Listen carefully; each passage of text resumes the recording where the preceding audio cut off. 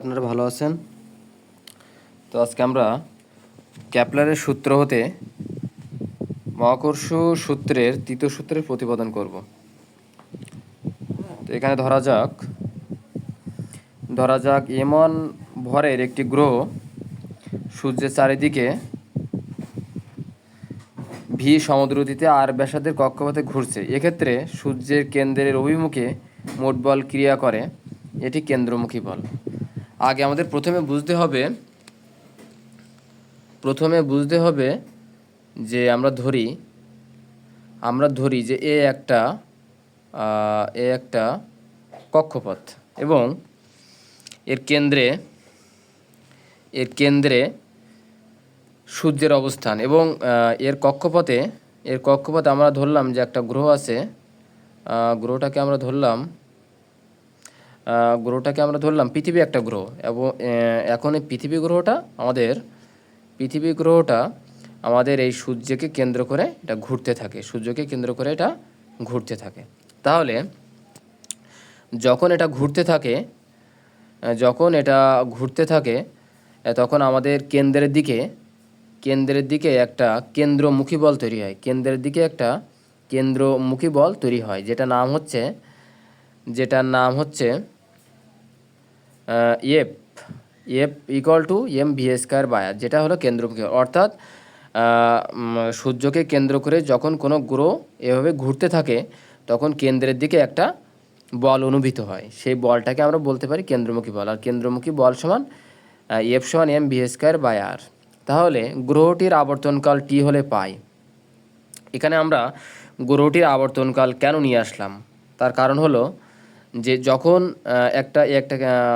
একটা সূর্য এবং এটাকে কেন্দ্র করে একটা গ্রহ যখন আবর্তনশীল হয় বা ঘুরতে থাকে তখন আমাদের নিশ্চয়ই সেটার একটা আবর্তন কাল থাকে, অর্থাৎ একটা নির্দিষ্ট টাইম থাকে যে সেই সময়কাল ধরে সেই গ্রহটা এভাবে ঘুরতে থাকে। তো আমরা বলতে পারি যদি আবর্তনকাল টি হয় তাহলে আমরা বলতে পারি যে ভি সমান 2πr/t, আমরা এটা বলতে পারি। তাহলে এটাকে দিলাম আমরা 2 নম্বর সমীকরণ।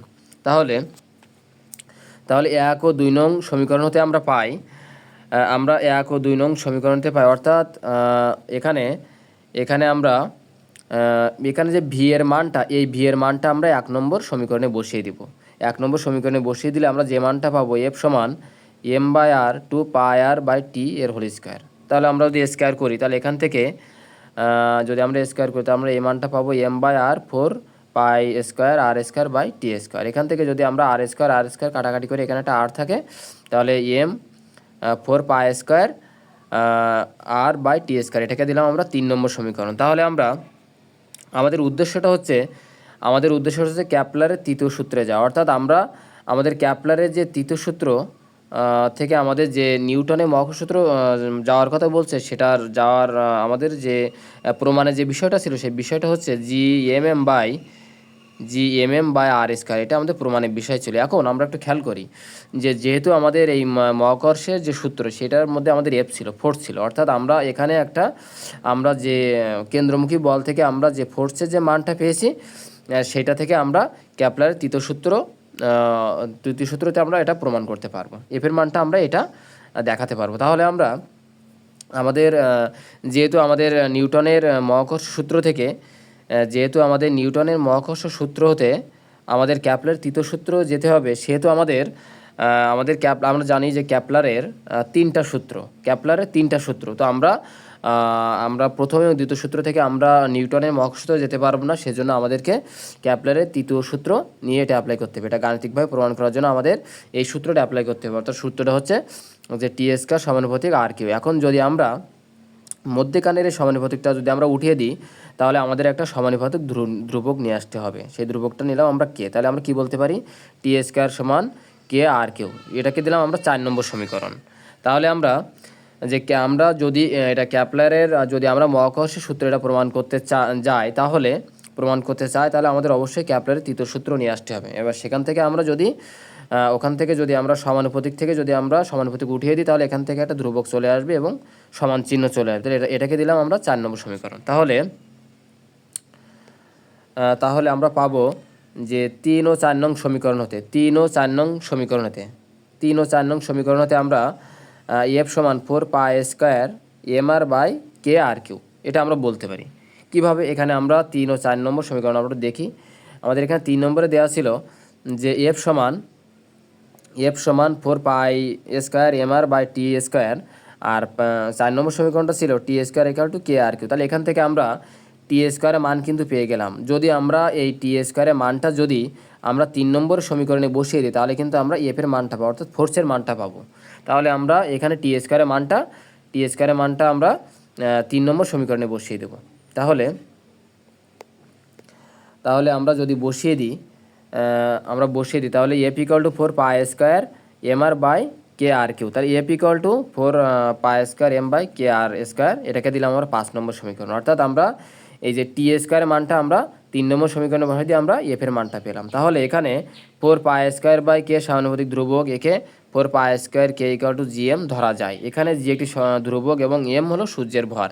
আচ্ছা, এখানে আমাদের মনে একটা প্রশ্ন আসতে পারে যে কেন আমরা 4 পাই স্কোয়ার বাই কেটাকে ধ্রুবক ধরলাম এবং আমরা জিএমটাকে আমরা এখানে এম বাই আর স্কোয়ারটাকে ধ্রুবক ধরলাম না। তার কারণ হচ্ছে যে আমরা যদি এরকম একটা আমরা কক্ষপথ বিবেচনা করি এবং এখানে যদি আমাদের আমরা নির্দিষ্ট একটা গ্রহ নিলাম, এখানে একটা নির্দিষ্ট গ্রহ নিলাম এবং নির্দিষ্ট গ্রহে একটা কেন্দ্র আছে, সূর্যকে কেন্দ্র করে গ্রহটা ঘুরতে থাকে। তাহলে আমরা এখানে একটু খেয়াল করি যে আমাদের যদি গ্রহটা এরকম, যদি কক্ষপথটা এরকম হয়, যে কক্ষপথটা যদি উপবৃত্তাকার হয় তাহলে এরকম হয়, যদি উপবৃত্তাকার হয় তাহলে এরকম হয় যে আমাদের এবং এখানে কেন্দ্র এবং কেন্দ্রে সূর্যের অবস্থান। তাহলে এখান থেকে আমরা খেয়াল করি যে এখান থেকে কিন্তু আমাদের ব্যাসার্ধ সবগুলো, এখান থেকে আমাদের ব্যাসার্ধ কিন্তু সবগুলো সমান না। সুতরাং আমরা বলতে পারি যে এখানে আমাদের ব্যাসার্ধটা এবং এই আমাদের এম এর মানটা পরিবর্তন, অর্থাৎ আমরা এম এর ক্ষেত্রে যে কোনো একটা গ্রহ নিতে পারি, সেই জন্য আমাদের এম এবং আর স্কোয়ারটা আমাদের পরিবর্তন, সেই জন্য আমরা এটাকে ধ্রুবক ধরতে পারবো না। এইটা বাদে আমাদের এইটুকু আমরা ধ্রুবক ধরতে পারি, অর্থাৎ আমরা 4 পাই স্কোয়ার বাই কেটাকে আমরা ধ্রুবক ধরতে পারি, এটার কোনো মানের পরিবর্তন হবে না। কিন্তু আমাদের এম এর মানটা পরিবর্তন হবে এবং আর স্কোয়ার মানটা পরিবর্তন হবে, সেহেতু আমরা এই দুইটাকে ধ্রুবক ধরতে পারবো না। সেজন্য আমাদেরকে 4 পাই স্কোয়ার বাই কে আমরা এটাকে ধ্রুবক ধরেছি। তাহলে এখানে জি একটি ধ্রুবক হলে এম সূর্যের ভর, যদি আমরা এটা সমান জি এম ধরি তাহলে জিটা হচ্ছে একটি ধ্রুবক এবং এমটা হচ্ছে সূর্যের ভর। তাহলে আমরা বলতে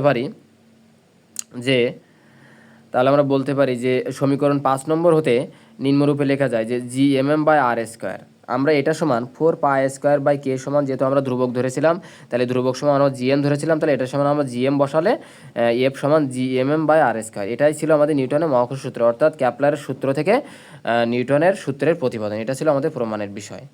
তা আমি আশা রাখছি যে আপনারা সবাই খুব সুন্দরভাবে বুঝতে পারছেন। তো সবাই ভালো থাকবেন, সুস্থ থাকবেন, ধন্যবাদ।